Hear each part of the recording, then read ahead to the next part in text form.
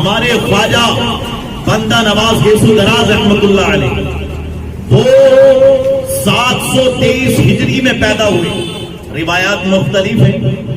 723 ہجری میں پیدا ہوئے, یعنی آج سے 700 سال پہلے کم و بیش پیدا ہوئے. اور آپ کی عمر جانتے ہیں کتنی تھی؟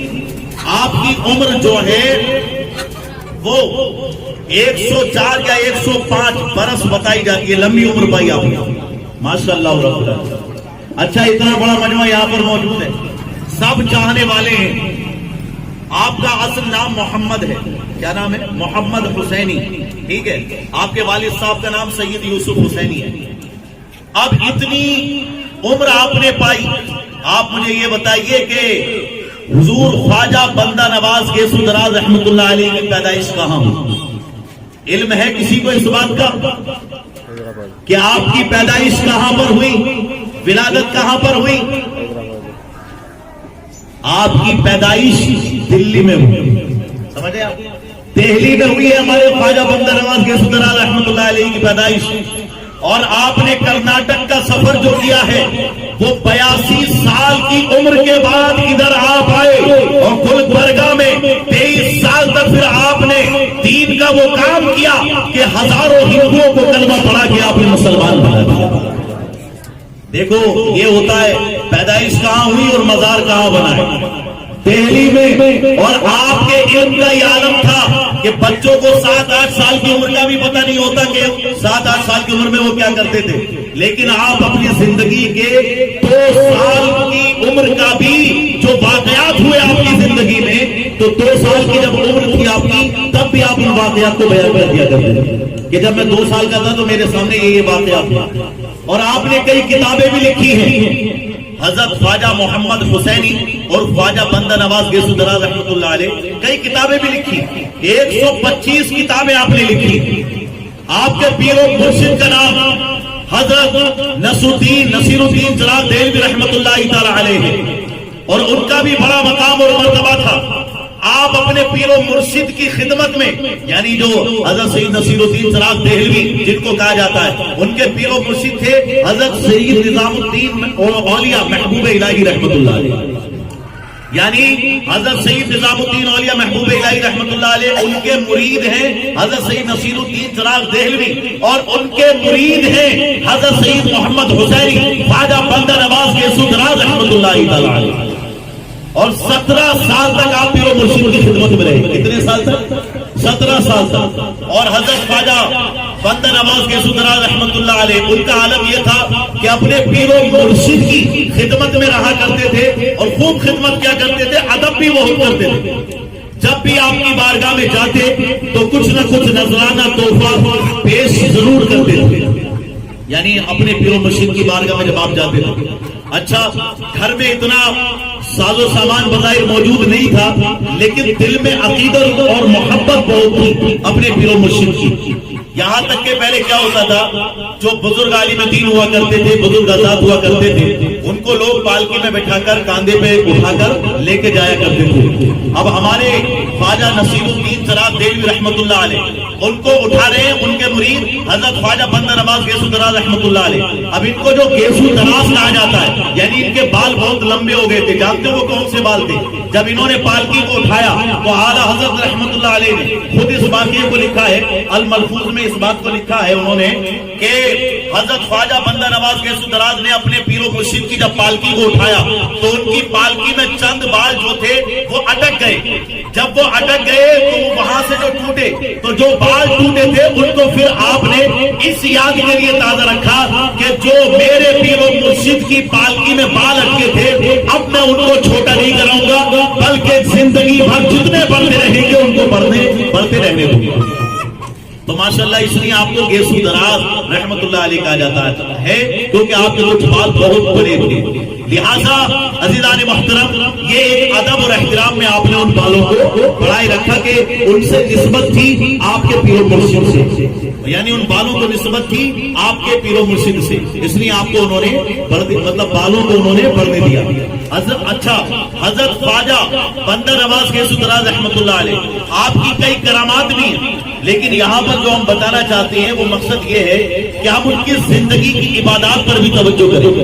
آپ الحمدللہ نماز فجر ادا کرتے, پیر و مرشد کی بارگاہ میں حاضر ہو جاتے. پیر و مرشد نے کہا تمہارا وضو کب تک باقی رہتا ہے؟ تو آپ نے فرمایا میرا وضو جب سورج نکل آتا ہے تب تک بھی باقی رہتا ہے. تو اب پیر و مرشد کی تربیت دیکھیے. فرمایا بیٹا پھر ایسا ہے تم سورج نکلنے کے 20 منٹ بعد اشراق کی نماز بھی ادا کر دیا کرو, کیونکہ جو نماز فجر پڑھ کے بیٹھا رہے ٹھیک ہے اور پھر وہ اشراق کی نماز ادا کر لے, 2 رکعت نماز ہے صرف اشراق کی نفل نماز, لیکن اگر کوئی اسے ادا کر لیتا ہے تو اللہ رب العالمین اسے حج اور عمرے کا ثواب عطا فرماتا ہے.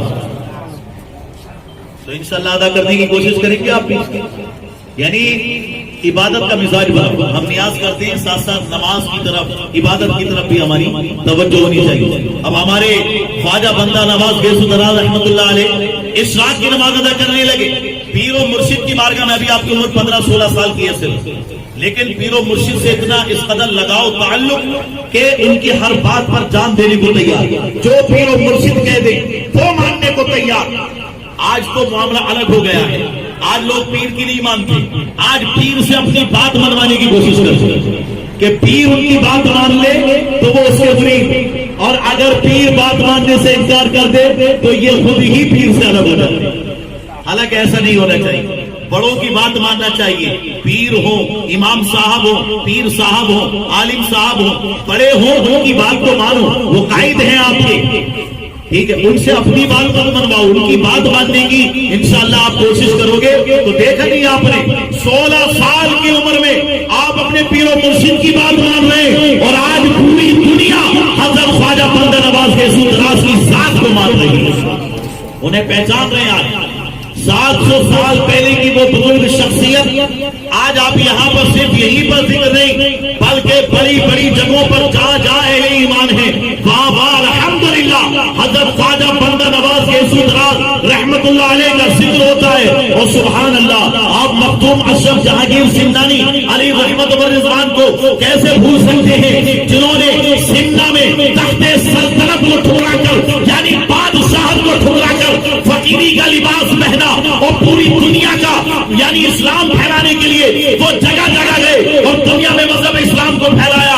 وہ مختوم اشرف جہانگیر سمنانی کہ آج تو لوگ اپنی تجارت کو نہیں چھوڑتے, انہوں نے بادشاہت کو چھوڑ دیا, اور جب انہوں نے دورہ کیا دنیا بھر میں بزرگوں کے مزارات کا, حضرت خواجہ مختوم اشرف جہانگیر سمنانی خود کہتے ہیں کہ میں نے اتنی جگہوں کا دورہ کیا, لیکن جو مرتبہ میں نے خواجہ بندہ نواز گیسو دراز کے مزار پہ آ کے پایا, میں نے جو علویت کا مرتبہ پایا ہے وہ میں نے خواجہ بندہ نواز گیسو دراز کے مزار پہ آ کے پایا.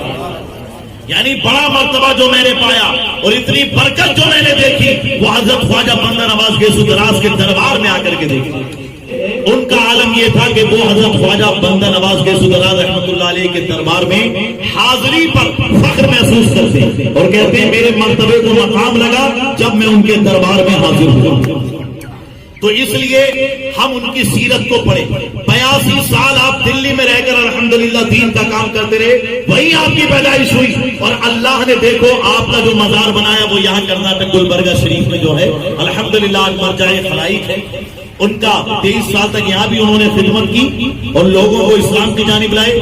105 سال کا مبیش آپ کی عمر ہوئی, روایات مختلف ہیں. 105 سال کی عمر میں آپ نے وہ کارنامہ انجام دیا کہ الحمدللہ 600 سے سال کا زیادہ عرصہ ہو گیا, اور یہ بھی غالباً 617واں عرس ہے جو ابھی آپ منا رہے ہیں. ابھی آپ دیکھیے کہ اتنی عمر کے بعد بھی لوگ ان کو بھلا نہیں پائے, اتنے زمانے کے بعد بھی.